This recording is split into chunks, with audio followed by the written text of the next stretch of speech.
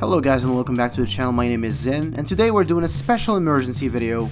We have some issues. There is a certain scary ghost Pokemon terrorizing Rimwood Stadium. If we can't stop it right now, Pokemon Unite will exist no more.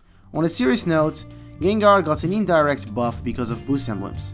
Yeah, launch Gengar all over again. Oh, I'm so excited to get KO'd for a gazillion times every single game. And that's why I'm making this video, to help you guys choose better Pokemon to deal with Gengar. Also, please drop a sub, it doesn't cost you anything. Alright, first of all, a small rant. Can we please stop playing 5 attackers in the same comp? Please? Please?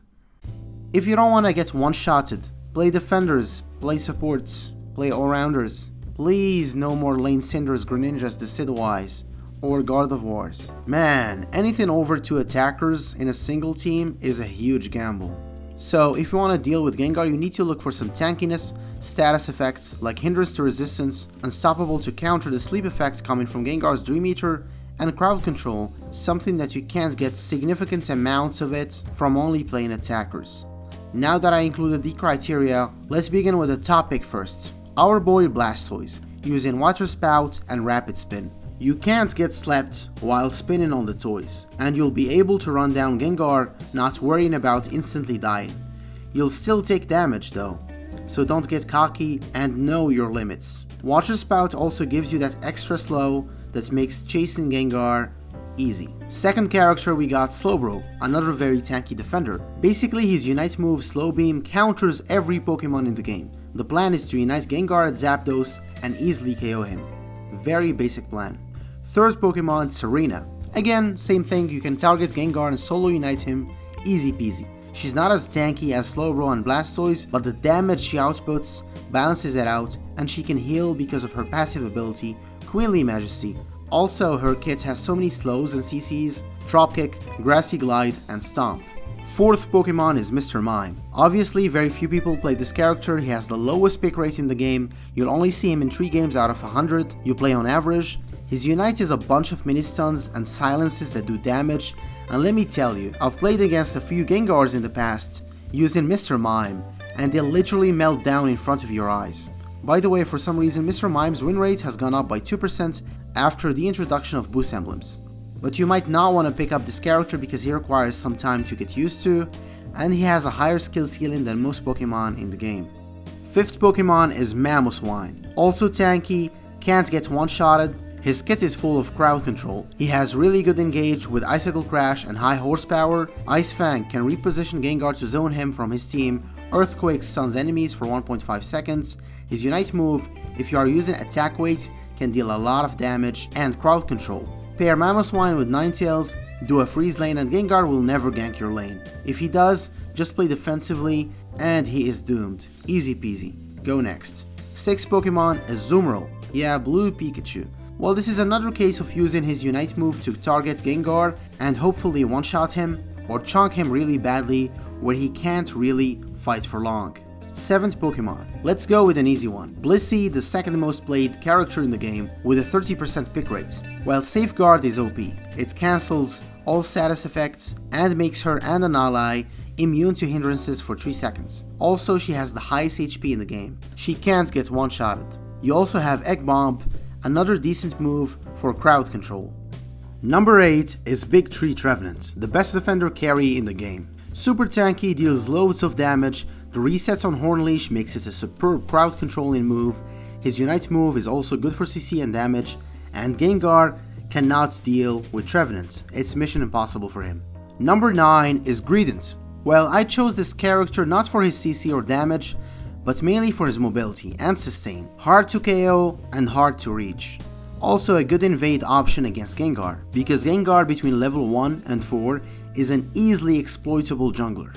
Early in the game he lacks the damage and the mobility to deal with Greedent, but after he reaches level 5 you should probably not invade him. Number 10, Charizard. Char's Unite move makes him an option mainly because he can't get slept during it because of the unstoppable status effect, and you can target the Gengar, Unite him, and most likely KO him or make him use his Unite move defensively to run away. Well, you're still not invincible when you Unite with Charizard.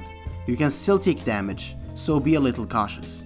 Number 11 the original Gengar counter, Wigglytuff. It has CC with Sing, which can put multiple enemies to sleep, and his passive ability, Q-Charm, screws over enemies by making them approach him against their will, and his Unite move removes all status conditions and grants your teammates immunity to hindrances for 2.5 seconds. Number 12, the Sword and Shield Aegislash, using White Guard and Sacred Sword.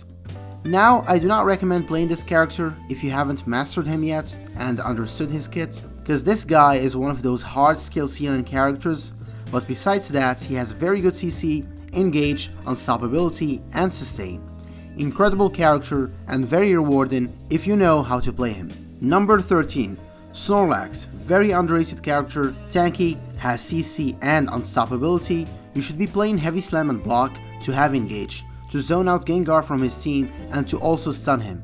Lax's Unite move is one of those things where I see a lot of people not properly using it correctly. You have to unite on top of 2 or more characters, the more the better, and tap it again for another knockup. Even if you take damage, you ain't dying because of how much HP you recover. Your teammates need to follow up on your engages when you are playing Snorlax. If they do not, it's not your fault, so do not be sad. Lax is definitely better in 5 stacks, probably even OP with his block ability. In solo queue, not as much. Number 14. Garchomp, the second lowest picked character, but with a pretty high win rate. According to Garchomp mains, he's also one of those characters that are a bit hard to master compared to most Pokemon in the game, but besides that, he does have an unstoppability using his Unite move while outputting huge amounts of damage. He can engage with Dragon Rush and Dragon Claw to slow enemies and start auto-attacking. One of the tankiest Pokemon in the game, especially with the ground build that also offers AoE CC and damage.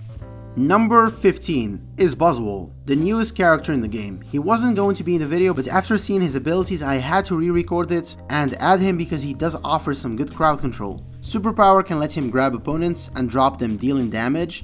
His Smackdown ability is also good for zoning, but his Unite move might be the best thing because it deals execute damage, 50% of a target's remaining HP, but he is a little squishy compared to most Pokemon on the list, so he might not be the best choice. Some honorable mentions for a few attackers, even though they aren't the best thing against Gengar. Duraludon with Dragon Tail, the CC is pretty good, but you have to be very careful and position correctly. You'll probably still get united and one-shotted by Gengar anyways, so good luck. Espeon with Psyshock, a skill shot that deals a lot of damage and stuns for 1.25 seconds. Also, when playing Espeon, you are most of the time not the team's carry, so Gengar is not going to focus on you a lot.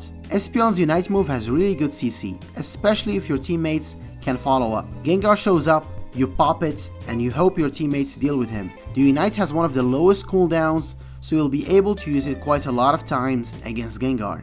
And the last one on my list is Delphox. Easy character to learn and pilot. Fire Spin, this ability is just OP, it can follow anyone for 4.5 seconds and make him regret his life decisions. The Unite move is great for zoning and has anti-healing effects. Also very mobile Pokemon with Flame Charge and can make Gengar miss his skill shots. So yeah, with these suggestions, now you'll only die a billion times to Gengar in one game instead of a gazillion times. Please stop complaining too much about Gengar when you only play attackers. Learn different Pokemon, it's not as hard as you think, and you'll still have a lot of fun trying out new Pokemon. Alright, thanks for watching, sub to the channel for more videos, good luck in solo queue, and see ya!